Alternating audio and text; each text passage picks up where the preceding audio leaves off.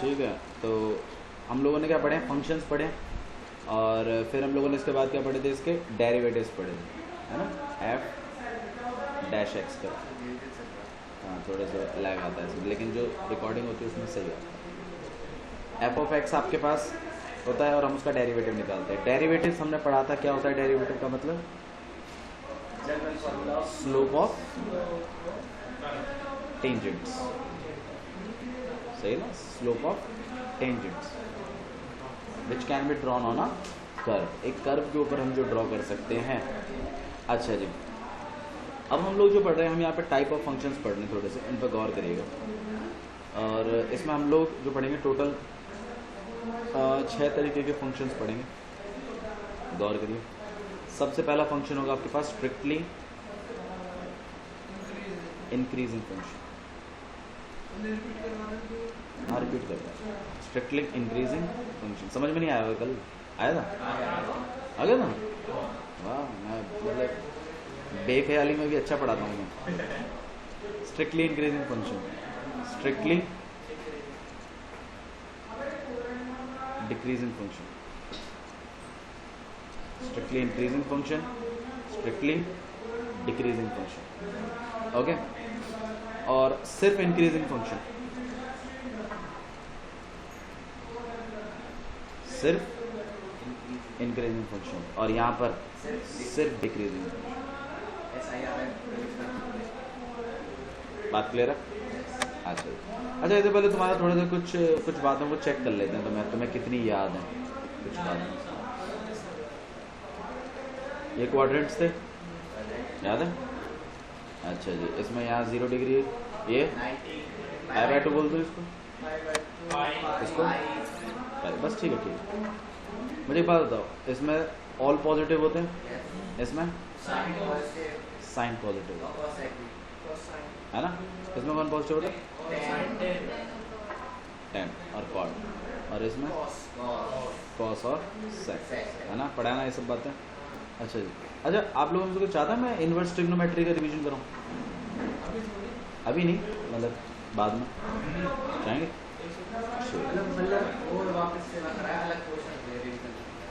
Basic तो लेना पड़ेगा, देखो सुनो, हाँ, ठीक है। तो हमारे पास तो हम लोग करेंगे सेकंड चैप्टर को भी, ठीक है। Okay, strictly increasing function, strictly decreasing function, increasing function है, ठीक है। तो strictly increasing, strictly decreasing, increasing और डिक्रीजिंग फंक्शन, आइए गौर करते हैं इस बात। स्ट्रिक्टली इंक्रीजिंग क्या होता है कि जब कभी हम किसी फंक्शन के x की वैल्यू को बढ़ाएंगे, उसके fx की वैल्यू भी बढ़ेगी, उसको हम कहते हैं स्ट्रिक्टली इंक्रीजिंग फंक्शन। बढ़ेगी हमेशा, बराबर न्यूट्रल नहीं होगी, कभी कांस्टेंट नहीं होगी, हमेशा बढ़ती हुई दिखाई ही देगी, बिल्कुल आपकी उम्र की तरह। जैसे जैसे ईयर्स निकलते जा रहे हैं, आपकी उम्र क्या होती जा रही है, बढ़ती जा रही है ना। हाइट नहीं, हाइट एक सर्टेन एज के बाद कांस्टेंट सी हो जाती है। That is not strictly increasing function. Strictly increasing function वो फंक्शंस होते हैं जिसमें x बढ़ता है तो fx भी बढ़ता है। स्ट्रिक्टली डिक्रीजिंग फंक्शन क्या होता है भाई? वेरी गुड, जब x बढ़ेगा तो fx घट जाएगा, fx क्या हो जाएगा, घट जाएगा। सही है? नहीं, जैसे आपकी एज और आपके सेल्स की एज, आप बढ़ते जा रहे हैं। हाँ, क्या कह रहे हैं? हाँ, लाइफ स्पैन, जैसे जैसे हम ईयर्स बढ़ते हैं, हमारा लाइफ स्पैन छोटा होता चला जाता है, कम साल बचते हैं हमारे पास जीने के लिए, ठीक है। तो that is strictly decreasing function, उसमें कभी कांस्टेंट नहीं आता, ठीक है। इंक्रीजिंग फंक्शन क्या है? इंक्रीजिंग फंक्शन का मतलब होता है कि बढ़ोतरी तो होती है, ठीक है, लेकिन एक सर्टेन टाइम के बाद लाइक इस तरीके से हो जाती है ये चीज। अच्छा, बहुत बच्चे कहते हैं ये स्ट्रेट क्यों बनाते हो आप, इसको कर्व में क्यों नहीं बनाते? लो कर्व में बना देते,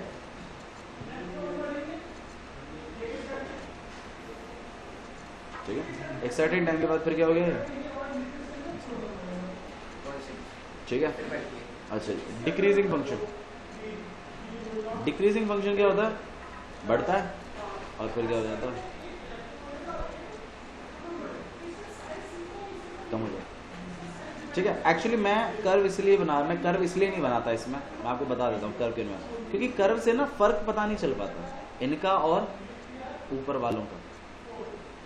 ठीक है, इस कर्व इस लाइन से ज़्यादा अच्छे से समझ में आता है। मान लो इंक्रीजिंग फंक्शन बनाना है आपने, तो बड़ा एक सर्टेन टाइम तक कांस्टेंट रहा और फिर बढ़ गया, ये समझ में आ रहा है। मेन बात है देखो, हमें समझना है, हमें कोई ग्राफ्स के ऊपर कोई वर्ल्ड वॉर 3 नहीं करना।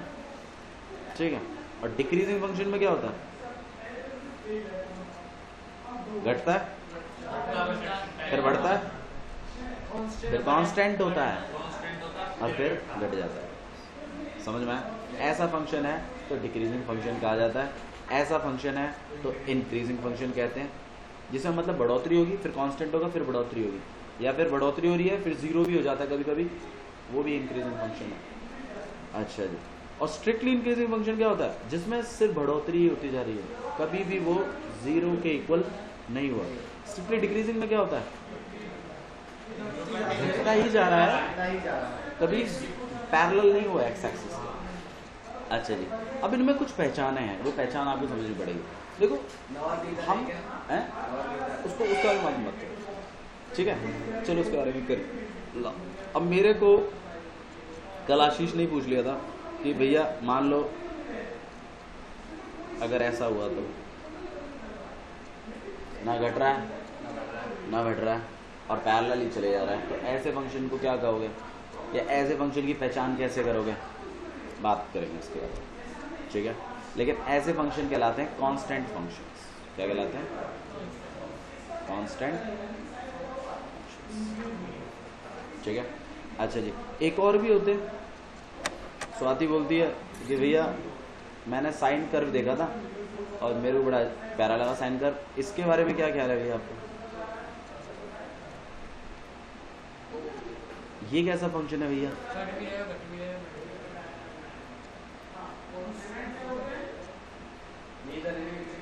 वेरी गुड, इसमें ये नाइदर इंक्रीजिंग है नॉर डिक्रीजिंग है, अगर मैं यहां से लेकर यहां तक के इंटरवल को देखता हूं तो। लेकिन मुझे कोई बताओ, अगर मैं यहां से लेकर यहां तक के इंटरवल को देखूं सिर्फ, तो ये कैसा है? नहीं समझ में आया तेरे रैंकिंग, बाउंसर गया रैंकिंग के बिल्कुल, रैंकिंग खो जाती है बात में, मतलब मेरी बातों में खो जाती है। ऐसा मत करो भाई, हाँ ऐसा चुप मत रहो मेरे साथ, इसलिए मैं कहता हूँ, मैं जब बोलता हूँ ना मेरे साथ बोलो, उससे आपका बना रहेगा कंसंट्रेशन। ठीक है, ओके, तो मैं यहाँ पे कह रहा हूँ कि मैंने यहाँ पर एक साइन कर्व बनाया, साइन वेव बनाई मैंने, ठीक है। अब इसमें क्या हो रहा है कि अगर मैं इस इंटरवल से मान लो इस इंटरवल तक अगर चेक करूं तो फंक्शन ऊपर भी गया है, फंक्शन नीचे भी आया है और फंक्शन बराबर भी रहा है ना, तो दोनों चीजें हुई हैं। तो मुझे एक बात बताओ कि मतलब अब इसमें क्या बात कहोगे आप, इंक्रीजिंग कहोगे कि डिक्रीजिंग कहोगे? तो जिसमें दोनों होते हैं, जिस इंटरवल में दोनों होते हैं, इंक्रीजिंग भी और डिक्रीजिंग में, देन आपके पास कुछ बचा ही नहीं कहने के लिए। ठीक है, तो ऐसे केस में आप कहते हैं नाइदर इंक्रीजिंग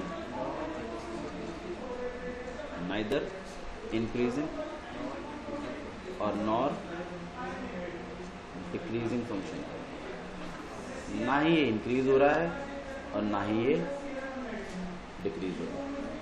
बात क्लियर है, समझ में आया रिंकी? ठीक है, अच्छा जी। लेकिन आशीष पूछता है भैया थोड़ा सा इंटरवल्स पर बात करो। भैया मैं तो अगर ना देखूं पूरी लाइन और मैं यहाँ से सिर्फ यहीं तक इसके बीच का देखूं, बीच का, तो ये कैसा फंक्शन है? ये स्ट्रिक्टली इंक्रीजिंग फंक्शन है। अच्छा, अगर मैं इस पॉइंट तक पॉइंट को भी मिलाकर देखूं तो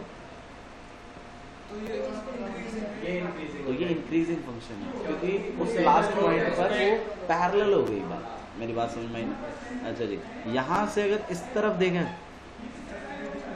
तो स्ट्रिक्टली डिक्रीजिंग है, लेकिन अगर मैं इस पॉइंट को इंक्लूड करवा दूं तो वो डिक्रीजिंग। मेरी बात समझ में आ रही है ना? फर्क समझ में आ रहा है ना आपको? क्या है? हाँ जी, कहाँ से दोबारा बोलो। जिस पॉइंट से आपने वो शुरू करवाया, यहाँ से? हाँ जी, ये अगर पैरेलल हो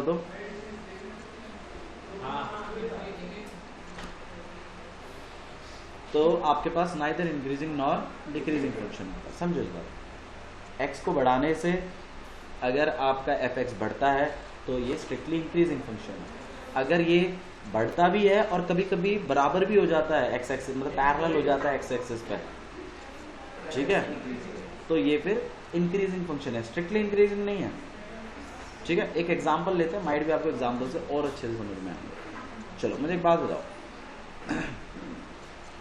साइन की वैल्यूज आप सब जानते हो। साइन 0 कितना होता है? और साइन 30, साइन 45,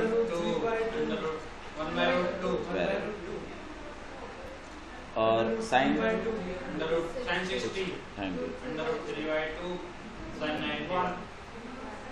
सही है। अच्छा मुझे अब एक चीज समझाओ आप लोग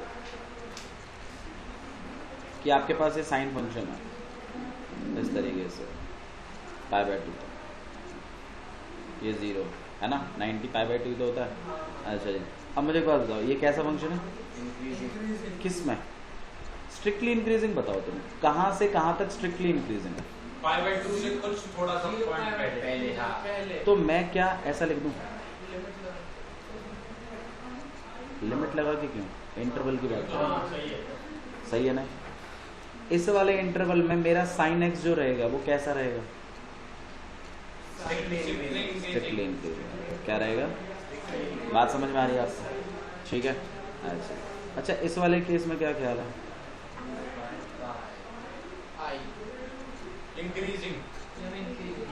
इसमें सिर्फ इंक्रीजिंग रहेगा, ध्यान रहेगी आपको ये बात। तो डाउट तो नहीं है इसमें? ठीक है, अगर डाउट है तो मुझे बताना, ठीक है। अच्छा जी अच्छा स्ट्रिक्टली डिक्रीजिंग कब रहेगा भाई? कौन से इंटरवल में रहेगा साइन एक्स? आशीष बताओ। π/2 जब ये फंक्शन आगे बढ़ेगा मामला तो ये फिर इस तरीके से गिरेगा भी। अच्छा गिरेगा तो हम बड़ा आराम से बता देंगे। अच्छा ओपन रहेगा क्लोज रहेगा इंटरवल? ओपन रहेगा, तो π/2 से लेकर आपका स्ट्रिक्टली डिक्रीजिंग। ठीक है। अच्छा जी next, decreasing function. Decreasing function, हाँ जी भैया, या तो मैं π/2 को इंक्लूड करवा दूं और इसको ना करवाऊं, इसमें भी रहेगा ना? हाँ या ना? और मैं या तो π/2 को ना करवाऊं और पाई को करवा लूं, इसमें रहेगा? नहीं, इसमें रहेगा? ये बताओ।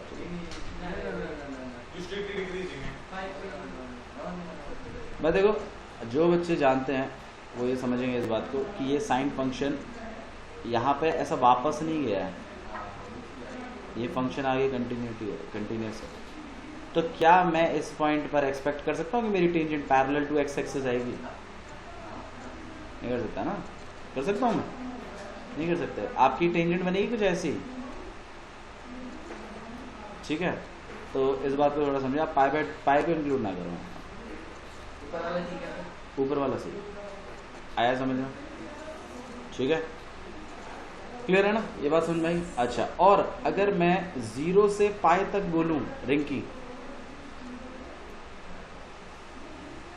तो फंक्शन कैसा है? 0 से पाई तक अगर मैं बात करूं तो फंक्शन कैसा है? मैं बहुत आराम से पढ़ा रहा हूँ, बहुत आराम से, इतना मैं आराम से नहीं पढ़ा रहा हूँ, नॉर्मल इतना पढ़ाता नहीं हूँ नॉर्मली, फिर भी आपने नहीं बताया तो दिक्कत है। 0 से पाई के बीच में क्या ख्याल है? अच्छा यहाँ पे मैं ऐसे करता हूँ, हाँ बोलो क्या ख्याल है? नहीं, ये इंक्रीजिंग फंक्शन है। 0 से पाई पर क्या है ये? कैसे इंक्रीजिंग मैडम? ये वापस नहीं गिरा, इसमें इंक्रीज भी हुआ है, इसमें डिक्रीज भी हुआ है, तो this is neither increasing nor decreasing. समझ में आया? ठीक है।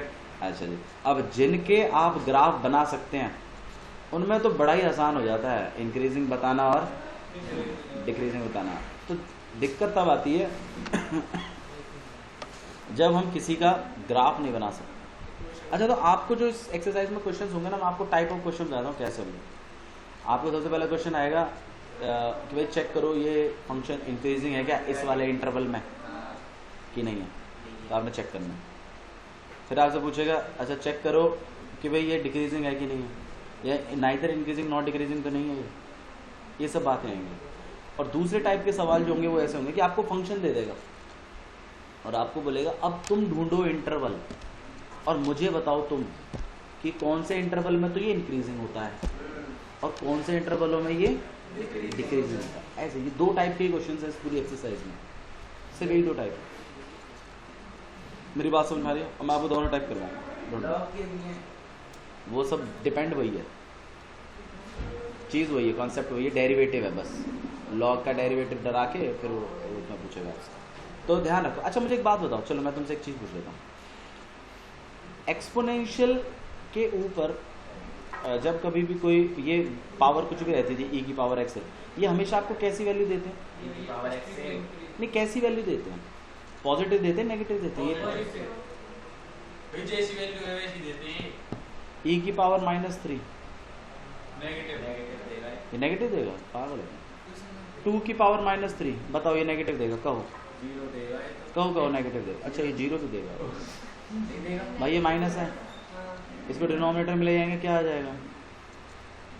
या आपको कोई ना कोई पॉजिटिव वैल्यू ही तो देगा।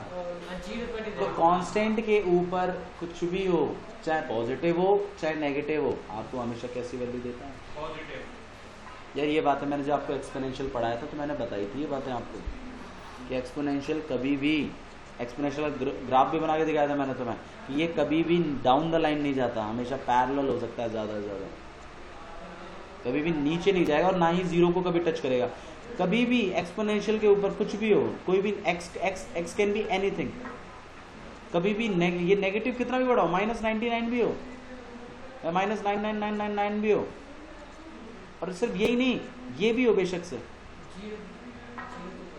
भाई ज़्यादा से ज़्यादा क्या यहाँ लग जाएगा, ये बड़ी वैल्यू आ जाएगी। 1 से उतना ही डिवाइड करके 0.0000012 कुछ तो आएगा, पर 0 तो नहीं जाएगा ना, 0 के बहुत क्लोज हो जाएगा, ये तो मैंने कहा था। ये बात है, समझो, काम आएगा आपके बहुत। हमेशा इस बात को ध्यान रखें, exponential functions never give you negative values and 0 भी नहीं दे देगा। आया समझ में? ध्यान रहेगा, अप्रॉक्सली 0 दे देते हैं लेकिन एग्जैक्ट 0 नहीं दे देगा। और नेगेटिव का तो सवाल ही नहीं उठता, नेगेटिव दे ही नहीं सकता। ध्यान रहेगा? अरे ठीक है, ओके। अच्छा जी, मैं क्या चीज़ बता रहा था आपको? हाँ, तो मैं ये कह रहा था कि जिनके कर्व पता है, आशीष प्लीज, जिनके कर्व पता है हम बड़ी आसानी से डिनोट कर देते हैं। लेकिन मान लो मेरे पास कोई ऐसा है कोई क्वेश्चन, x+5 का 2 और -x+3 = बस ये है मेरा फंक्शन। इसका कर्व बनाना काफ़ी, मतलब बनाने को बना सकते हैं, ऐसा नहीं है, लेकिन काफ़ी ट्रिकी बनेगा। तो मैं एक बात तो कैसे बताओगे कि ये स्ट्रिक्टली इंक्रीजिंग है कि नहीं? तो उसके लिए एक प्रोसीजर होना चाहिए ना भाई तुम्हारे पास। अच्छा जी, मैंने स्ट्रिक्टली इंक्रीजिंग में जब मैं गया तो मैंने एक असेसमेंट किया। असेसमेंट कुछ ऐसा था कि भैया स्ट्रिक्टली इंक्रीजिंग में फंक्शन उठता हुआ बनता है, ये बात सही है, और इसमें जितनी भी स्लोपें होती हैं, जितनी भी स्लोप्स होती हैं, जितनी भी टेंजेंट्स होती हैं, actually not slope,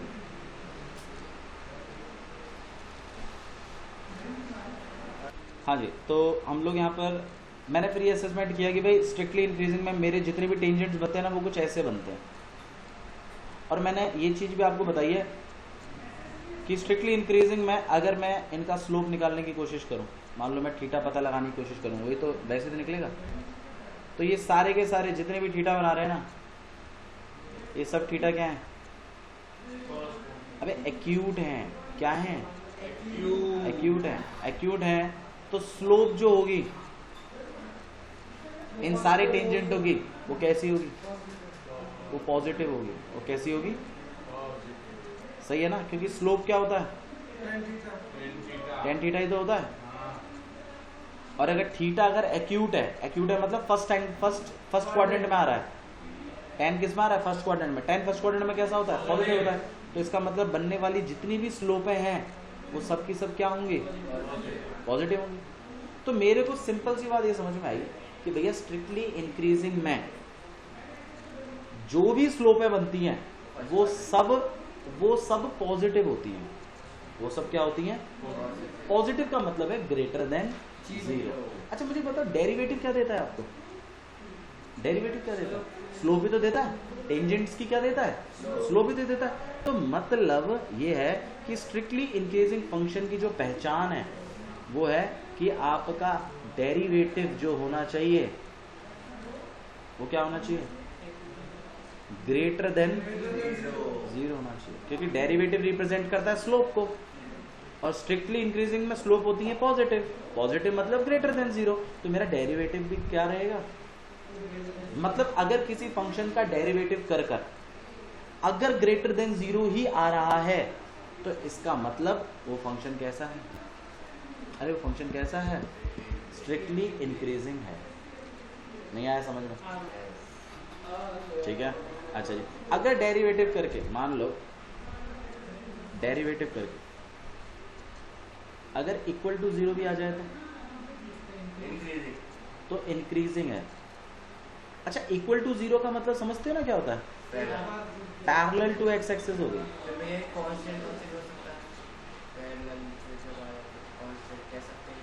constant function सिर्फ अगर उस पॉइंट की बात कर लो मतलब सारे के लिए फिर सेम होनी चाहिए, यहाँ पे तो बढ़ाओगे तो चेंज हो रही है ना। ठीक है, क्लियर है, स्ट्रिक्टली इंक्रीजिंग क्लियर है आपको, और इंक्रीजिंग क्लियर है। अच्छा जी, अगर फंक्शन डिक्रीज हो रहा होगा तो स्लोपें कैसी होंगी, कैसा एंगल क्रिएट कर रही होंगी, obtuse angle, greater than 90 obtuse angles बनाती हैं। अगर ऑब्ट्यूज एंगल बना रही है तो इसका मतलब टेन थीटा क्या हो, तो स्लोप टेन थीटा क्या होगा, नेगेटिव। सेकंड क्वाड्रेंट में आ गया ना भाई, मोर देन 90 आ गया ना, एंगल देखो ना मोर देन 90 है, थीटा मोर देन 90 का है, मोर देन 90 मतलब सेकंड क्वाड्रेंट। सेकंड क्वाड्रेंट में 10 कैसा बिहेव करता है, नेगेटिव। यकीन नहीं आता तो देखो 10 120 की वैल्यू निकालना कितनी आती है, अभी पता चल जाएगा आपको। 10 120 इसको कैसे लिख सकते हो आप, 10 अबे 90 प्लस 30 लिख सकते हो ना। 90 के इम्पैक्ट से 10 किस में कन्वर्ट हो जाएगा, कॉट में। कौन सा क्वाड्रेंट चला गया, सेकंड क्वाड्रेंट। सेकंड क्वाड्रेंट में 10 कैसा होता है, बार माइनस, और 30 का 30, कॉट 30 कितना होता है,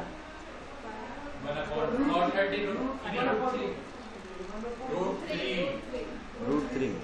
रेसिप्रोकल हो जाता है ना वो, 1/√3 होता है 10 का। देख लो नेगेटिव वैल्यू नहीं आई, तो मतलब एंगल अगर ऑब्ट्यूज होंगे तो टेन थीटा हमेशा आपको कैसी वैल्यू देगा, नेगेटिव। और अगर ये नेगेटिव देगा तो स्लोप कैसा होगा, नेगेटिव। स्लोप नेगेटिव होगा तो डेरिवेटिव भी कैसा होगा।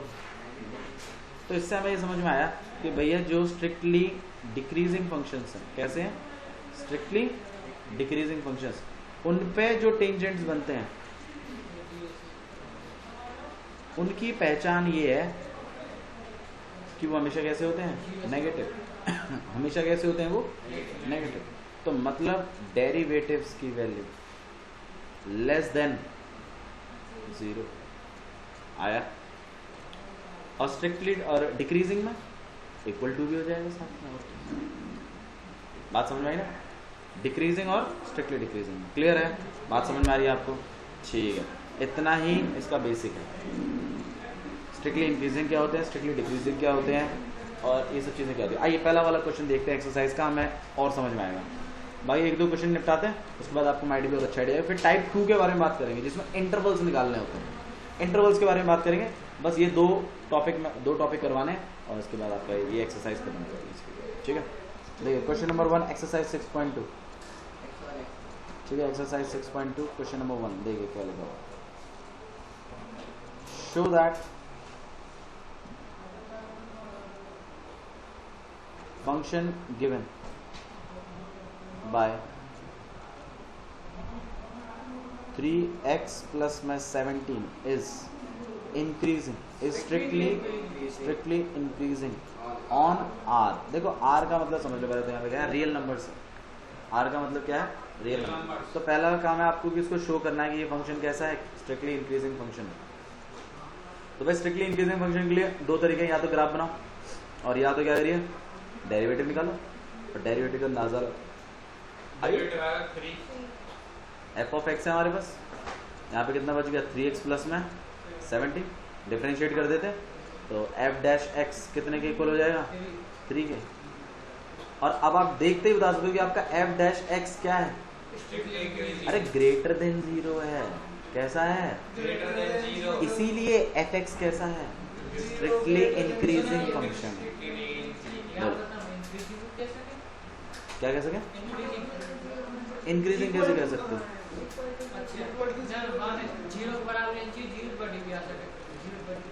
जीरो तो बड़ी तो है बढ़िया ने कहा बात बोल दे भाई। हाँ एफ डेरिवेटिव एक्स यहाँ पर जो होगा आपका, ये आपके पास ग्रेटर देन 0 ही रहे, ग्रेटर देन 0 ही तो है, सही बात है ना। Hence F of x is strictly increasing function. ये स्ट्रिक्टली इंक्रीजिंग फंक्शन है क्योंकि आपका F dash x greater than 0 है। उसका रीजन क्या है, फॉर एनी एक्स, एक्स की वैल्यू तुम्हें एक्स पे डिपेंड ही नहीं कर रही है, एक्स तुम किसी को भी रख दो, एक्स कुछ भी रख लो, आपका ये फंक्शन हमेशा क्या रहने वाला है, ग्रेटर देन 0। तो ये फंक्शन आपका हमेशा ग्रेटर देन 0 रहेगा डेरिवेटिव। तो डेरिवेटिव अगर ग्रेटर देन 0 रहेगा तो मतलब आपका स्लोप हमेशा एक्यूट एंगल क्रिएट करेगा। स्लोप अगर एक्यूट एंगल क्रिएट कर रहा है मतलब फंक्शन हमेशा कैसा है, उठा हुआ है। अगर उठा हुआ है तो मतलब क्या है, स्ट्रिक्टली इंक्रीजिंग फंक्शन। मेरी बात समझ में आ रही है कैसे लिख रहे हैं, ठीक है। बाकी हम लोग जो एक्सरसाइज करेंगे वो फास्ट करेंगे और टाइप 2 का हम इसको डिस्कस करेंगे अगले वीडियो में, ठीक है। ठीक है, that's all for today's, thank you. आया समझ में, सच बता।